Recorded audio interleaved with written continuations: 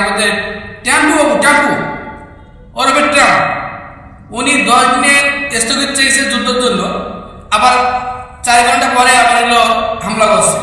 এখন ওনাকে ছেড়ে দেওয়া যায় সরে এসে আলোচনার টেবিলে বসতে রাজি হয়েছেন মার্কিন প্রেসিডেন্ট ডোনাল্ড ট্রাম্প। আপাতত 2 সপ্তাহের জন্য এই স্থগিতাদেশ কার্যকর থাকবে। শুক্রবার পাকিস্তানের রাজধানী ইসলামাবাদে 2 দেশের প্রতিনিধিরা এক হাই ভোল্টেজ বৈঠকে বসবেন বলে জানা গেছে।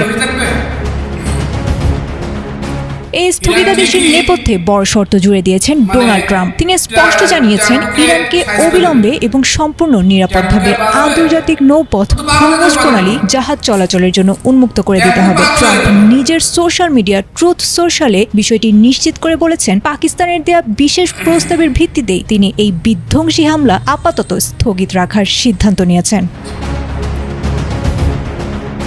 এদিকে ইরানও বসে নেই। তারা নিজেদের পক্ষ থেকে 10 দফার একটি দীর্ঘ শান্তি প্রস্তাব পেশ করেছে, যাকে আলোচনার মূল ভিত্তি হিসেবে মেনে নিয়েছে ওয়াশিংটন। এই 10 দফার মধ্যে উল্লেখযোগ্য দাবিগুলো হলো ইরানের ওপর থেকে সব অর্থনৈতিক নিষেধাজ্ঞা প্রত্যাহার, হরমুজ প্রণালীতে ইরানের একক কর্তৃত্ব বজায় রাখা, যুদ্ধের ক্ষতিপূরণ প্রদান এবং মধ্যপ্রাচ্য থেকে মার্কিন সেনা প্রত্যাহার। ইরানের পররাষ্ট্রমন্ত্রী আব্বাস আরাকচি জানিয়েছেন, যুক্তরাষ্ট্র আলোচনার শর্ত মেনে নেয় তারাও আপাতত আক্রমণাত্মক কার্যক্রম বন্ধ রাখবে।